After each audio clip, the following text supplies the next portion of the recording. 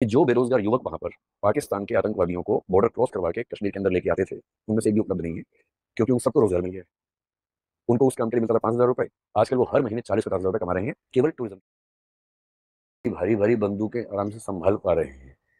जो किसी से पूछ रहे हैं तुम्हारा धर्म कौन सा, हिंदू, सीधे मार दिए सिर पे। इतने ठंडे खून के साथ किलिंग करना मजाक नहीं होता। जो इतना कोल्ड ब्लडेड मर्डर करता है, इसका मतलब वेल ट्रेन्ड व्यक्ति है। उसको ट्रेनिंग कहाँ से मिली होगी? तो ट्रेनिंग कौन देगा? सीधी सी बात है, पाकिस्तान से मिली होगी। एक शायर ने बड़ी खूब पंक्ति कही है, सरहदों पर तनाव है, पता करो क्या देश में चुनाव है। पाकिस्तान पेट से है, बलूचिस्तान कभी भी हो सकता है।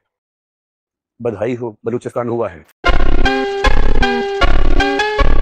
एक ऐसी घटना हुई, उसके बाद मुझे लगा कि मुझे थोड़ा सा आपके साथ डिस्कस करना चाहिए अभी जो मुद्दा चल रहा है कश्मीर वाला। वो ये समझने के लिए कि एक सिविल सर्वेंट होने के नाते आपकी भविष्य में क्या जिम्मेदारी होगी, और इसी पर्सपेक्टिव से आपको परीक्षा में अपनी बात कहनी भी चाहिए, है ना। ये बात सिर्फ परीक्षा की नहीं है, जीवन की भी है। कल को आप एक जिला संभालेंगे, राज्य संभालेंगे, देश संभालेंगे, और देश संभालते हुए आपके हाथ से छोटी सी गलती हो गई तो बहुत भारी पड़ेगा पूरे देश को। इसलिए हमारा होश दुरुस्त रहे, जोश कंट्रोल में रहे, दिमाग ठीक से काम करता हो, ये बहुत जरूरी है।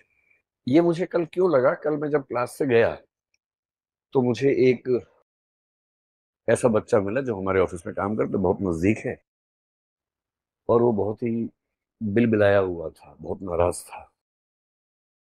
मैंने उससे पूछा क्या हुआ, क्यों नाराज हूँ? बोला मेरा खून खौल रहा है। मैंने ठीक है भाई, जैसी घटना हुई है खून तो खोलना लाजमी है, किसी का भी खोलना चाहिए, लेकिन तुम्हें क्या लग रहा है? बोला मेरा मन कर रहा है कि आग लगा दूं। मैंने ठीक है, गुस्सा आना स्वाभाविक है। बोला आज मैं कहीं से आ रहा था, रास्ते में मेरे पड़ोस में, जब मैं बस वस में था कहीं, मेरे साथ में एक मुस्लिम व्यक्ति बैठा हुआ था। एक सेकंड को मुझे लगा कि हमला कर दूं उसके ऊपर, लेकिन मैंने खुद को रोक लिया। और पर मैं बहुत बदहवासी की हालत में हूं, मैं समझ नहीं पा रहा क्या करूं, क्योंकि मैं झेल नहीं पा रहा हूं कि ये क्या हुआ है। चुन चुन के हिंदुओं को मारा गया है, कैसे स्वीकार करना। अब ये मनःस्थिति ऐसा नहीं कि उसी की है, बहुत लोगों की है। आपके परिवारों में बहुत लोगों की होगी, आप में से भी कुछ की होगी, जो यहाँ पे शायद कह नहीं रहे होंगे, लेकिन मन में तो सब बातें आती होंगी। ऐसे माहौल में एक सिविल सेवक की जिम्मेदारी क्या बनती है, हमें ये समझना है। और आप जब कल को निबंध लिखें, इंटरव्यू में जाएं, बात करें वहां पर, आपका नजरिया कैसा दिखना चाहिए, ये भी तो महत्वपूर्ण बात है ना, गौण बात थोड़ा ना। सबसे पहली बात, जो आप इथिक्स में एक टॉपिक है इमोशनल इंटेलिजेंस, भावनात्मक बुद्धिमत्ता, उसमें पढ़ेंगे। जब भी कोई आपको उकसा रहा हो, नंबर वन, उकसावे में नहीं आना है।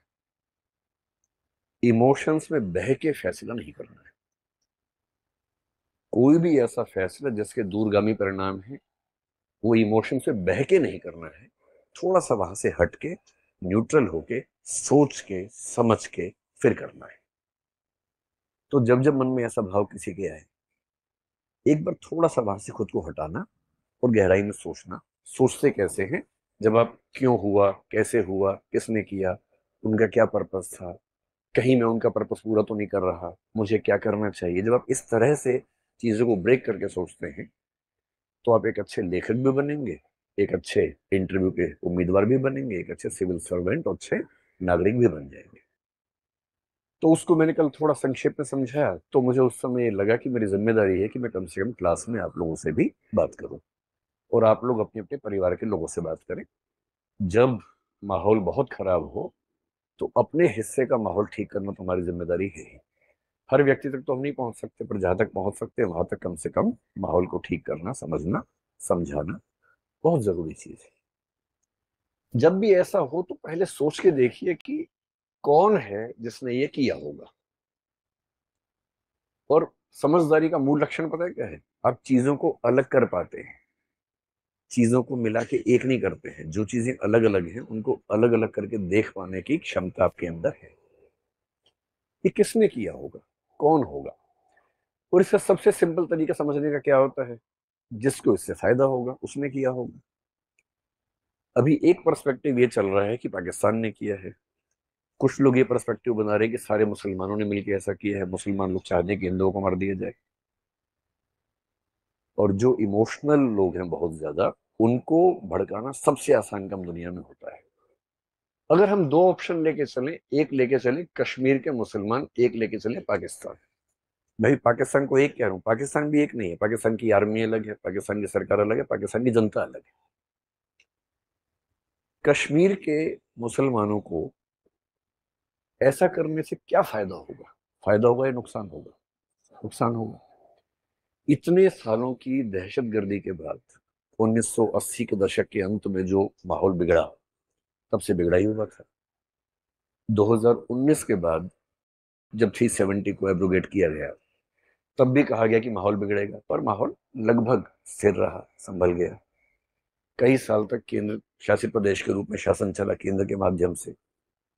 अब वहाँ इलेक्शंस भी हो गए। जनता की डिमांड पता नहीं थी, यानी क्योंकि कई वहाँ के लोगों ने ये भी कहा कि हमें तो ऐसे ही ठीक लग रहा था, बिना बात के इलेक्शन करवा दिया आपने। पर ठीक है, जनता